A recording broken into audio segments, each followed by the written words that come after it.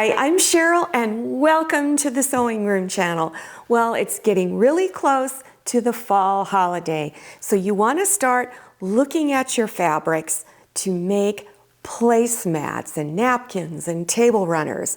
So this is a really fun placemat to make.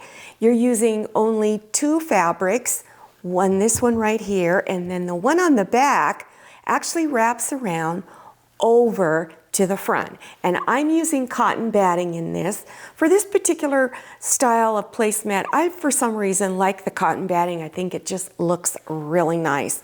So let's get started. Here's how you want to cut your fabric. For fabric A, that's the smaller piece that's on the top, you'll just need 13 inches by 18 inches. Fabric B, that's the fabric that's on the back and wraps around over the edges. You'll cut that 18 inches by 23. You'll also need just one layer of cotton batting. You're cutting it the same size as your fabric A, which is 13 inches by 18. Here is my fabric B, and you're going to lay it with the pretty side down. So you're looking at the not so pretty side. You want to do two opposite edges first. Fold it over about a 1/2 inch and press. So two opposite edges. Then go to the other two edges and fold them over a 1/2 inch and press. Take your cotton batting and your fabric for the front. So this is my cotton batting right here, and this is the fabric for the front. Center it. So what I'll do is I'll take either a ruler of some type and I'll measure in just a few spots here and there to make sure that I have about the same amount of fabric sticking out on all four sides, which is going to be roughly 2 inches. Then you want to take two opposite edges and fold them over like this and begin pinning it. So I just finished pinning this edge and this edge. Then you want to go and stitch real close to this edge all the way down. So from this point right here, you're going to then stitch all the way across over to the edge here. And you do the same thing on the other edge. So after you stitched the two edges down, now you want to cut some of this off. Just the part that's folded over, not this here, just this piece. Now here's the folded edge right here. You want to go over, 1/4 inch, maybe 1/2 inch, and cut. Remember, don't cut the fabric underneath. Whatever you do, don't cut that. Otherwise, you ruined your placemat. And I'm going to cut down to the edge of my cotton batting, or the fabric A and cotton batting. Now, I'm going to cut this off. All right, so throw this away. Now take this edge here, finger press this, take this edge and bring this corner to where it touches down over here. And just kind of fold this really nice like that. Kind of finger press this a little bit. Now take this edge and bring it up like this. And this is how you get a mitered corner. So go ahead and pin it. So you want to cut all of your corners like that and fold all of them like that. So I've already done it down here at this one.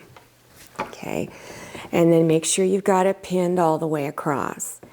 Then you're going to stitch from over here, this corner, up to the edge up here, and then across, and then down to this corner. And you do that on both sides. The last thing you want to do is doing some quilting stitches. Now, I did a really basic pattern. I used a straight stitch, and I changed my stitch length to 3.0. Because you're going through multiple layers of fabric, it's a little thicker, so you want to lengthen your stitch. So here's where I started. And you can make the width of your stitch lines any width you want, but I didn't want them too close together. So I did a straight stitch up to here. Now I just eyeballed it. You never want to look at your needle. You want to look at the width of from here over to here. So you're looking over here instead of at your stitch line. So I stitched up to here, and when I got about 1.5 inches away from this edge, I left my needle down through my fabric, turned the fabric, and went across this way about 1.5 inches. Turned the fabric again and went down to here. Stopped about 1.5 inches away, went this way, and then came back up this way. And I did that all the way across the placemat till I got over to this side. Now, not all of my lines are the same width apart. They're just sort of random. I just eyeballed it. You can choose thread that really stands out a lot, but if you have a hard time with getting straight lines, I would pick a really fabric or a thread that's going to blend in with your fabric that you're using so no one can really see it. The reason why you want to do the quilting stitches is that it holds all the layers together, so when you go to wash them, the cotton batting isn't going to get all weird during the wash cycle. So it's real important. Another thing you may want to do is before you begin doing the quilting stitches is take straight pins and place them here and there to hopefully prevent your fabric from shifting.